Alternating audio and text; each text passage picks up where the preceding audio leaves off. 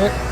Salut, je m'appelle Cyril, j'ai 25 ans, je viens du sud-est de la France et je réalise un VSI ici au Champal avec France Volontaire. Alors on se situe à Santa Cruz de Coca Chacra, dans la province de Huarochirí, à 50 km de Lima et dans la vallée du Rio Rimac.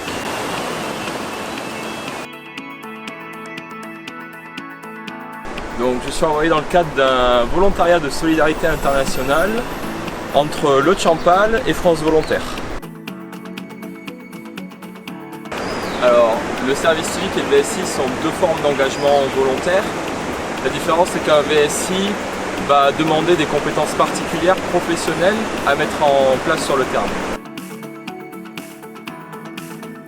Donc au niveau du Champal, j'interviens pour conseiller en fait les populations et les communautés au niveau de leur technique agricole et transformation de produits pour avoir des techniques qui sont plus respectueuses de l'environnement.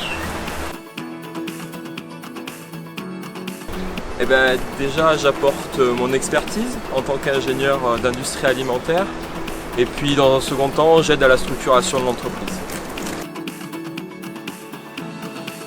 Donc déjà, le Champal me permet de me développer au niveau personnel grâce à la différence culturelle avec les gens que je peux rencontrer.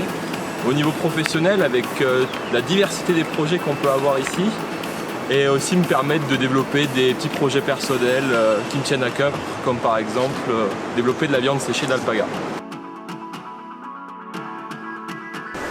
Alors un conseil, c'est difficile parce qu'il y en aurait des millions, mais le principal c'est sa capacité à s'adapter, non, de savoir où sont ses limites, est-ce que je peux accepter une autre culture, une autre manière de travailler, et tout ça finalement pour éviter la frustration lors des projets qu'on peut mener.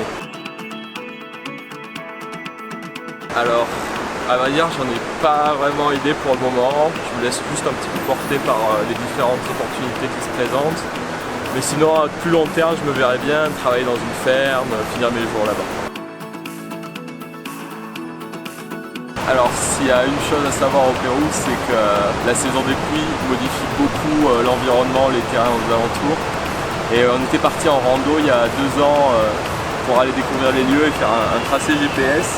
Et on s'est retrouvé bloqué à cause d'un glissement de terrain, à dormir toute la nuit à l'extérieur, sans nourriture. Finalement plus de peur que de mal, mais quand même assez impressionnant.